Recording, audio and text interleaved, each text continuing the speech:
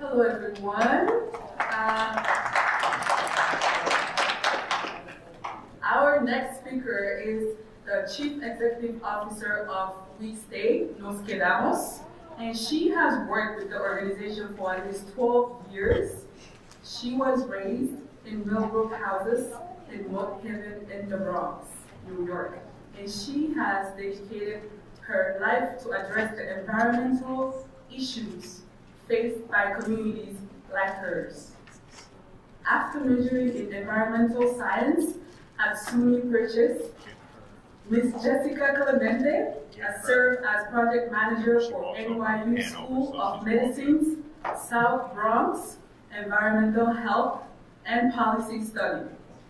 Sponsored by the EPA, which is the Environmental Protection Agency, this research allowed her to work closely with researchers and community partners on air quality and public health, and led her to pursue a Master's of Urban Planning at NYU's Robert F. Wagner Graduate School of Public Service. In 2011, Ms. Jessica Clemente became the CEO of Nos Quedamos, and under her leadership, she has deepened the organization's environmental advocacy and climate justice work towards increasing the resilience of the Melrose Commons community. She is an active member of key environmental and climate justice coalitions, including the New York City Environmental Justice Alliance, NJC, EJA, and Climate Works for All. So I'm happy here to welcome Ms. Jessica Clemente from Nos Quedamos.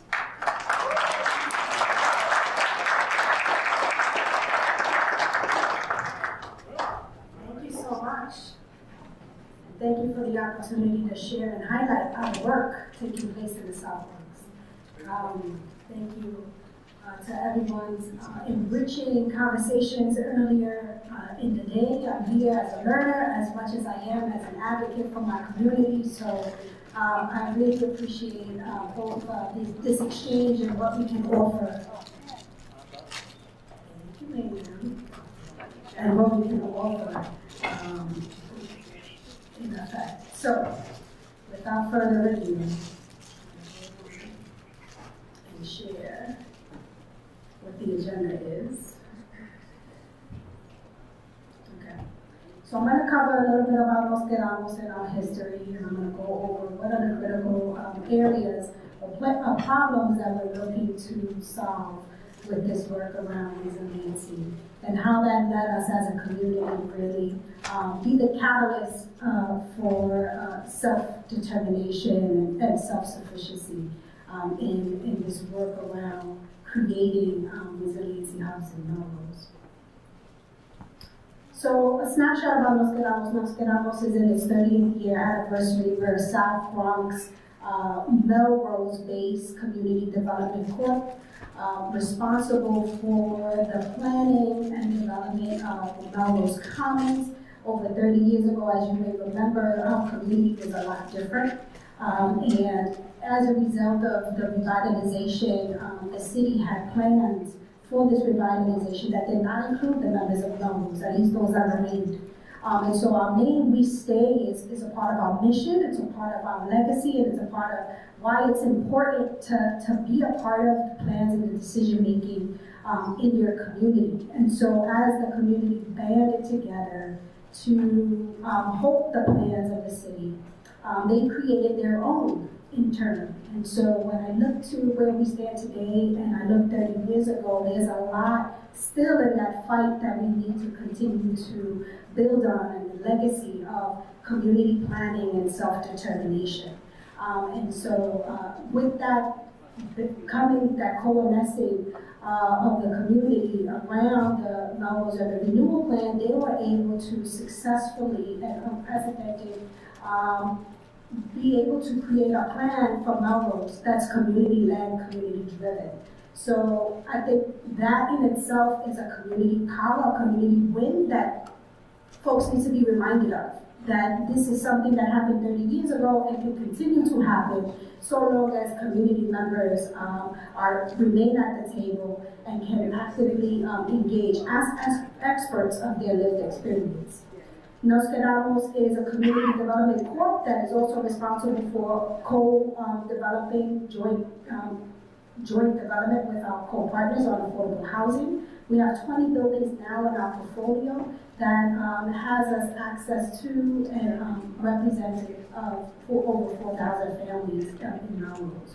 And so when we look at the catalyst behind being creators of a plan, being co-owners of a plan, identifying exactly what are the deep needs of the community around not just the built environment, but what's the quality of life, how do we sustain as a result. These are all fundamental building blocks of how, when I came into leadership, we've been really leading the work around what's the next stage and how do we pursue the work moving forward. So as a result of the plan and the sustainability of the approach of the plan, we were able to have what's first signified as the state for lead in neighborhood community development, which is the first of its kind under the U.S. Green and Building Council, which is a commitment to build sustainable design. I'm going to move forward to say, coming into the 2017 and just before COVID, we were really active in connecting with our community garden leadership and other community stakeholders around what is the current status of Melrose and what's the next, what are the issues or gaps that we want to close around environmental justice and social justice. And so working with our community garden leadership, we've identified a number of key areas that I will show you, and it's just really kind of building off of what has been the makeup of Melrose over the course of the 20 plus years, right? Building a new community meant families coming from all over the city now into new housing. The Melrose of 20, 30 years ago is no longer the same. And so we have members from different parts of the city who are not necessarily familiar with the work that Nos Quedamos has done in redeveloping and revitalizing the community, but have also need to be reconnected with the fact that not a lot has changed. Like, we're still a community that's suffering from poverty. We're still a community that's suffering from education attainment gaps. I put here the stats on COVID and how COVID affected us in Melrose. And Melrose is 10451 zip code. We had 313 deaths out of COVID, which was substantially higher than what was reported for the borough as a whole, and substantially even higher than the cities, New York City's death toll rate. And during that period of time, while we are affordable housing developers, we provide social services, safety net services to families transitioning out of homeless shelters into our buildings. We had to pivot during this period of time to really respond to the food crisis and do food distribution for close to 2 years during that period of time. And that's where we really started getting deeper into communication with our residents around how we need to be better prepared. How it's just not enough to say it's not enough, and how we already understand the circumstances of our experience, but it has to be better, and we need to do that now. So part of our strategy model has been looking at these primary pillars around health, wellness, right, and prosperity and equal access, and really emerging from leaning on our history of community-led planning, being proactive in land use decision-making, and really building up what community ownership looks like, right? And so community ownership for us has a lot to do with being owners of the decision-making process and being engaged, as much as it is being landowners, as much as it is being owners of our communications and our energy and our solar. And so through this is where you're going to start seeing the seeds of what we've been cultivating with our resiliency hubs. And of course, none of this can happen without the substantial public advocacy and the policy change to be able to see it successfully sustain into the future. But it's all contingent on community first, building the partnerships that are necessary to be able to affect that change into the future. Right? So again, this is just kind of a reiteration of what has our community been experiencing, right? I mean, I shared some of the demographics, but the fact is, for a long time, the South Bronx has been designated as an environmental justice community.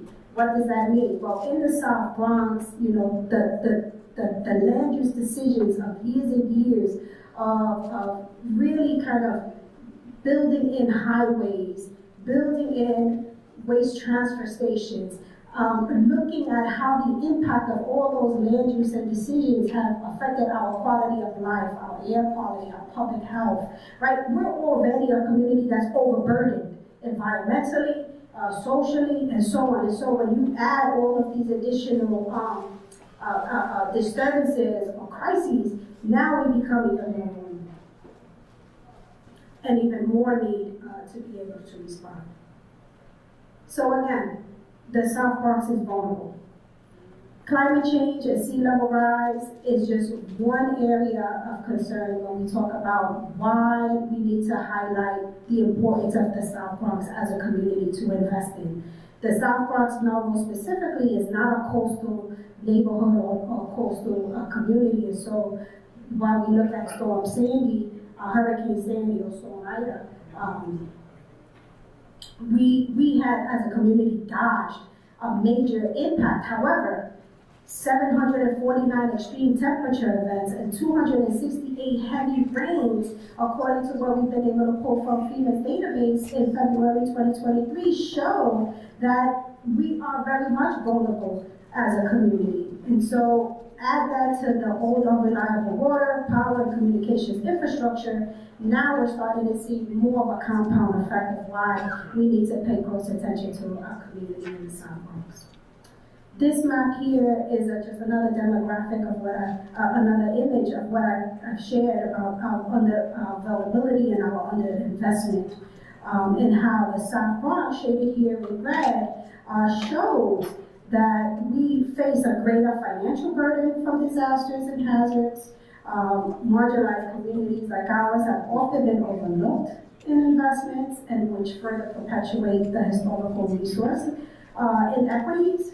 And what we need to do to address that is really target more investment opportunities focused on developing communities that are already at the forefront of innovative solutions.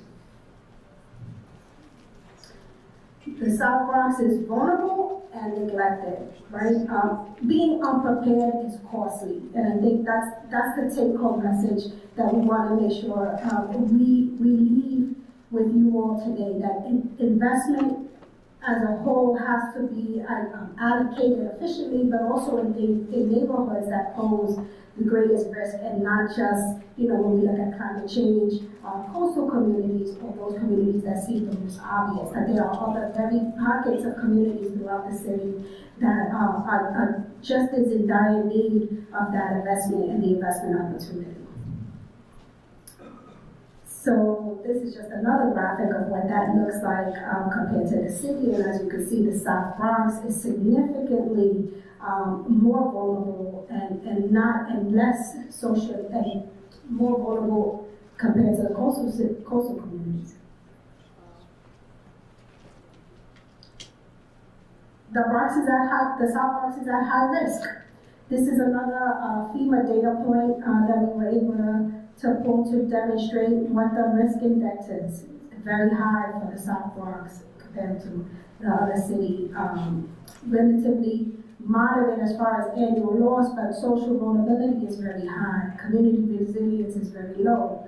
And so what does that mean? I mean, again, it means we can't ignore communities like the South Bronx just because they're not in a coastal region. We can't ignore that communities have already been overburdened, accumulated kind of over the years and years and years and years of this investment. It just further drives the crisis and the critical nature of why we need to ensure that investment is properly placed. So the catalyst, right? I mean, again, I shared just before COVID, we were doing a number of community assessments, kind of inventory, and really looking at the state of our community, and really, what did it mean to us? It meant that we need to be more self-determined. It means the resilience is building on assets. What do we have that's in our community that's working? What are the connections or the hubs that are already working successfully in our community to meet certain needs, right? And so our community garden partners have been really at the forefront of community stakeholders that have come together, that speak amongst and respond.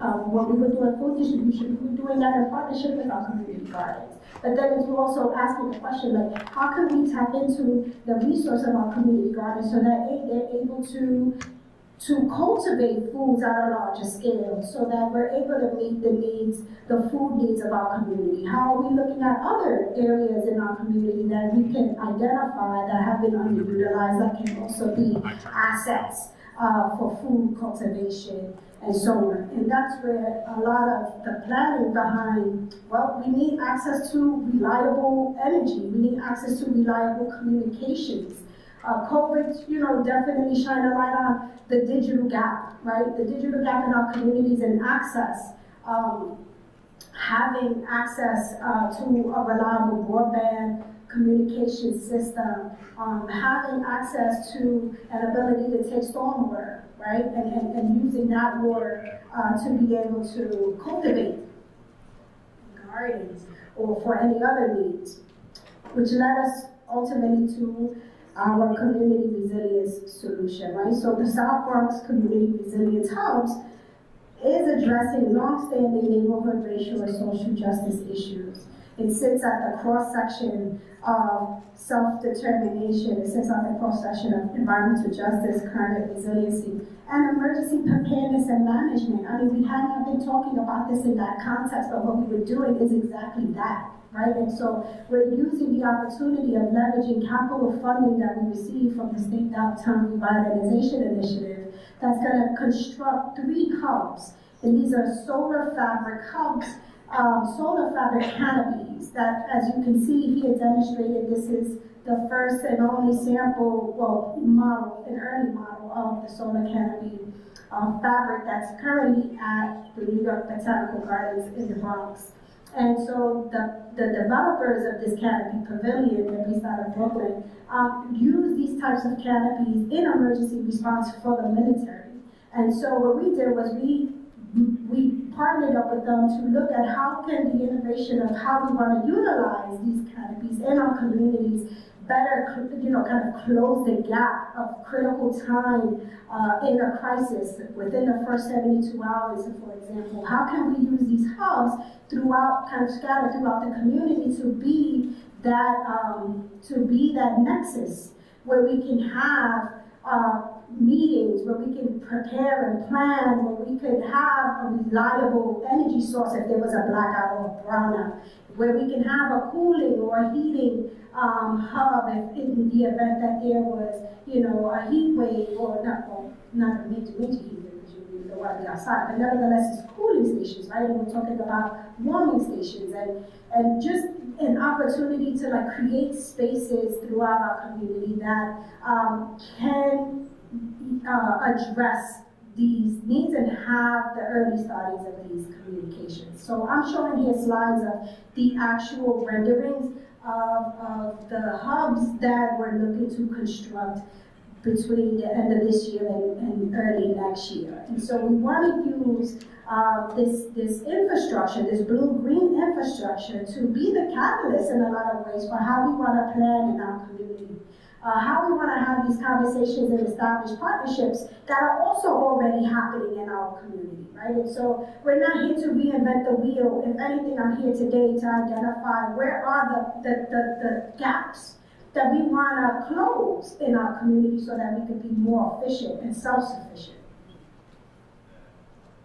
So this is another caption, and so what happens is, while I'm talking about these hubs in a time of crisis, what's happening on a day-to-day? What's happening on normal time, right? Well, normal time, these hubs can essentially be spaces or outdoor learning spaces. We could put walls that can detach and easily attach. You have the broadband connectivity. So, you know, another result of COVID, right, was we wanted to look at more outdoor spaces and how do we, you know, create opportunities to do this learning. And so this now becomes like a pop-up classroom where we can do training around infrastructure, solar infrastructure. We can do training around, you know, all this technology that's now coming to our community, that we could be building a pipeline of skilled community leaders in those areas, in these STEM areas and in these STEM fields. So what are the benefits of resiliency hubs and the impact, right? So disaster preparedness, disaster preparedness is multi-dimensional, right? Like the opportunity and the benefit is multi-dimensional. It's not just, it's the quality of life and the disaster prevention benefits, it's also the disaster preparedness benefit and the disaster response. I mean, when you look at just the mental health and well-being of someone who can feel more in control in a time of crisis, that in itself is invaluable. There was a statistic that we pulled that was really interesting when we look at, you know, in the US, PTSD treatment can cost $20,000 per person per year. When you look at the opportunity for hubs to reduce stress and strain on community members, when you feel like there's a plan in place and you have some control over what's going on, then that in itself is priceless. And then again, when we look at what's the transition, right? We're doing all of this now. We're doing all of this with our current community, and while the commissioner earlier mentioned about outreach and engagement and having those who represent you and look like you and can better speak to you, I still feel like there's an opportunity to engage our youth in a meaningful way and leverage their wisdom and their experience to connect with others, right? Because while, you know, we get stuck in a track and opening up to other experiences, other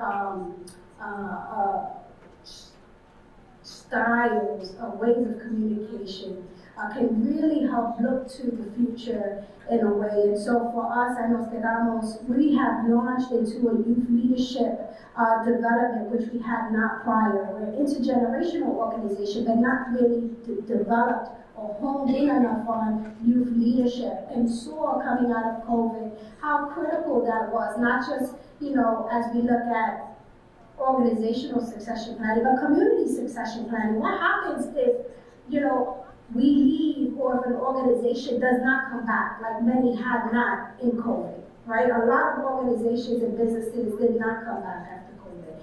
And the experience that those organizations gave to that community, that wealth of knowledge, that gap cannot be filled by adding another organization necessarily. So there's a historical institutional memory, that legacy that's lost. And so it's so important that we not just share about operation, you know, with our youth, that we not just look to the future, but we also connect them to the legacy and the transformation of a community that's happened through people power. Like this is something that we need to remind ourselves of, because there's a lot of this, because of the disinvestment, there's just a lot of, you know, disenchantment with our political system and just feeling heard, it's being seen, and being invested in. And so we want to invest in our future, and this is our opportunity to do that. And we look to have this then spread into the other aspects of our work.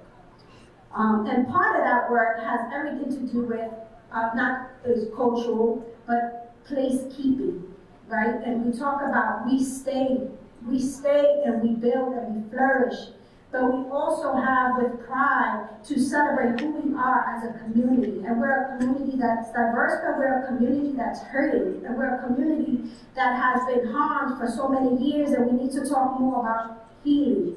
And so coming out of COVID, our youth connected healing with activating like our rooftop garden space and looking at herbs and food and how they can play a role in healing. And culturally speaking, I know I can speak for my culture, Caribbean culture, we always look to the remedies and practices that help with bringing balance and bringing healing. And so we want to really start shifting the focus to planning, preparedness, but also healing, and taking the opportunity to talk about how important that is. And so we have an upcoming event that's going to showcase that, and we want to continue to tag that. And this is projects that we've been doing with our community garden leadership, where we've been partnering up with Dragones Theater, for example. Every summer when we go into each garden and we speak about social justice advocacy, and we speak about what's the opportunity to connect and build, but also how do we remain in place. So Nos Quedamos is ready to have these conversations around how do we build a more sustainable community, a more self-sufficient community, a community that's self-determined, because we are staying, right? We're staying, and we want to be able to continue to thrive. And so I'm encouraging us to think about the opportunity that these resiliency hubs, both small in scale but big in impact, has on the investment and where we allocate investment for resiliency, for blue-green infrastructure, for community preparedness. That in this practice, we want it to be more of what it is, which is community-driven. And so the response to making that possible is something that we want to also leave with you, that there are different ways that we could attack this problem, and we want to build support and partnerships and expand that network with you all.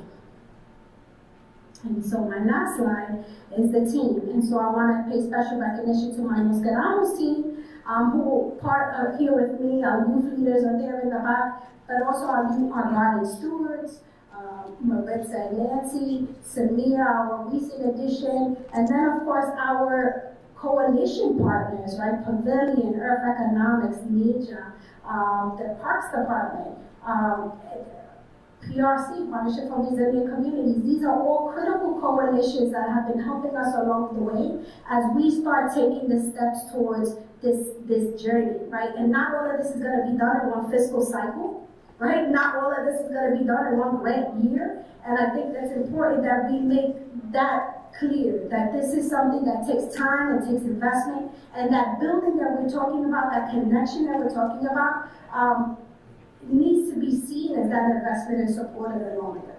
So I thank you for your time and your attention, and I appreciate, again, learning from you as we embark on this process. So thank you.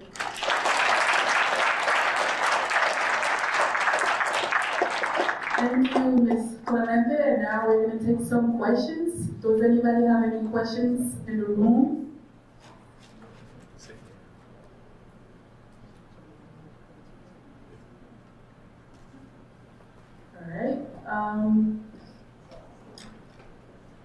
I do have one question, Ms. Clemente.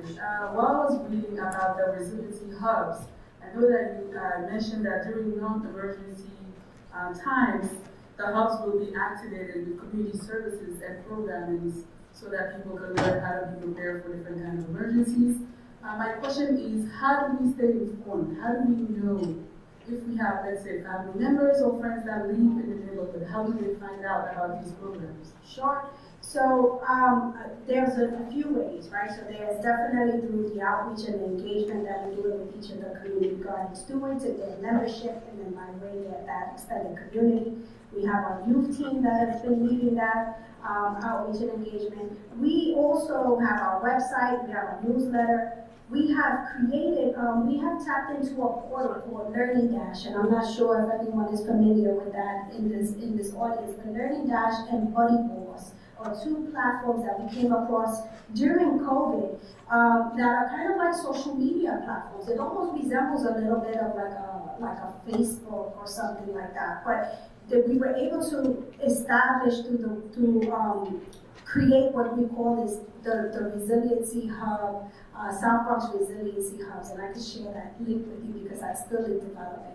But basically what we want to do is create that as a kind of a platform or a clearinghouse, hub of sorts, digital hub, where information about what's taking place at the gardens or community questions and concerns, resources, modules. So what you could do on this platform is you could create like learning modules. These discussions that we're having, we could keep and have replayed, where you could learn more about, you know, either speaking engagements or other trainings. We could connect and make partnerships with our local college, like FCNY, right? And so looking at ways that we can make those connections deeper and meaningful can extend not just to their student body, but our community and our tenants and so on. So we are looking at ways that we can integrate and take advantage of technology. We also have not, you know, it's very clear that our community has a deep digital divide and not everything can rely on online and internet. There still has to have and continue to have that face-to-face,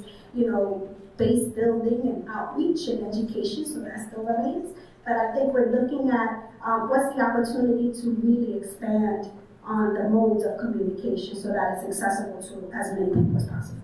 Thank you for your question. Thank you. Does anybody have any more questions? I know we don't have any questions virtually. Okay. We have one.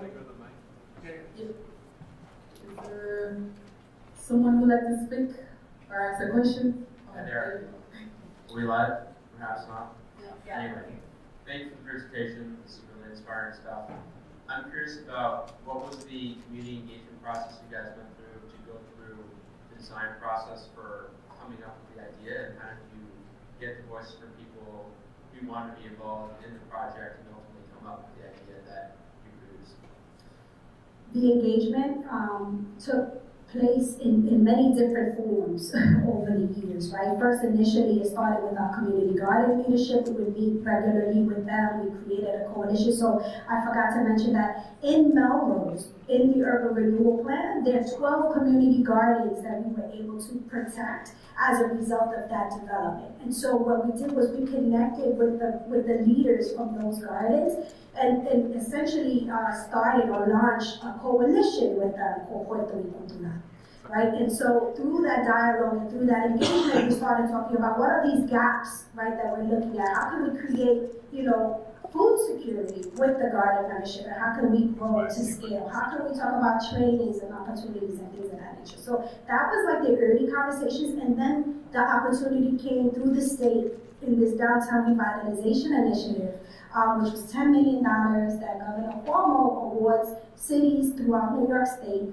and it's a competition that looks at economic revitalization and viability. And that year's focus, the Bronx one, and we were able to put forth this proposal because we saw that this had a greater connectivity. It had a potential to connect multiple communities. It met the gap in looking at energy and broadband connectivity, and we also looked to the future, like, and this was before COVID, which is pretty incredible when you think about how close communities are to solutions and how a lot of those solutions are percolating, but with resources can really be robust.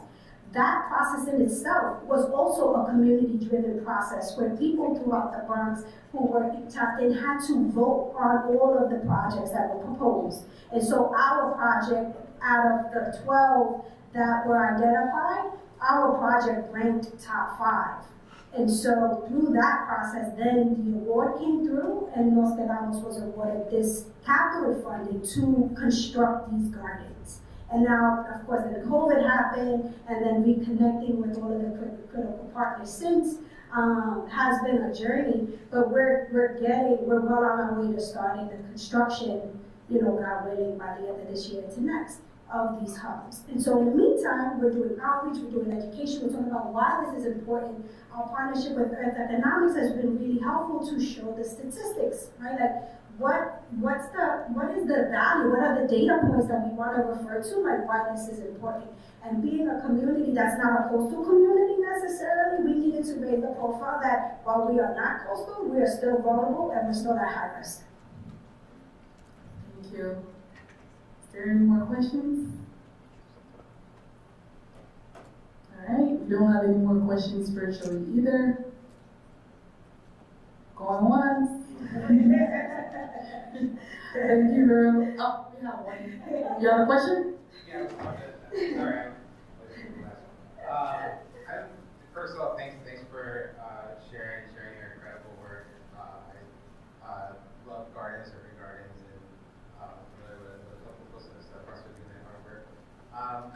curious if you could talk a little bit more about how you work with other EJA communities outside of South Bronx. As in Brooklyn, I know like so many in Brooklyn, and sometimes I feel like it's a little bit siloed. So I'm just wondering like what work is done to sort of like bridge those communities a bit more. Yeah, no, that's a great question, and I'm a firm believer in coalitions and coalition building, right? Because we all can't individually solve the world's problems. We need to work together and leverage each other's strengths. So Los Quedamos has been an active founding board member of the New York City Environmental Justice Alliance, and that's a citywide coalition of other organizations that are in the EJ climate justice movement that are talking about how do we look at mitigation and solutions to climate change, and knowing that this is something that's going to be a part of our future. So we are active in that space, especially when we talk about policy and policy change, right? Because what's real is that there's not enough investment for resiliency hubs, period. I mean, there are other states nationally, like California, that are really leading the way, where their state has really invested substantial money into creating these hubs throughout. And we want to bring that sense of urgency, that sense of need here locally.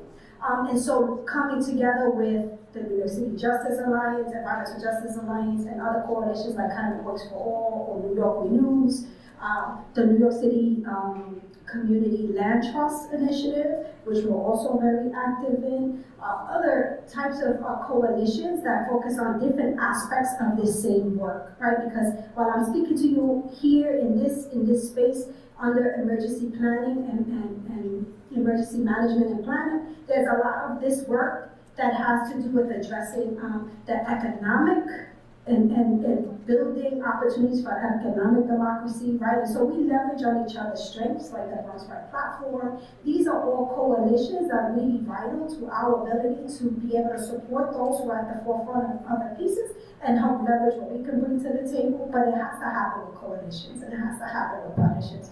And of course, it's with our residents, right? And so those are the key partnerships too, because we have to stand alongside them in this fight. Okay, thank you so much, Jessica Clemente, for that helpful information and what your community does for the South Bronx community.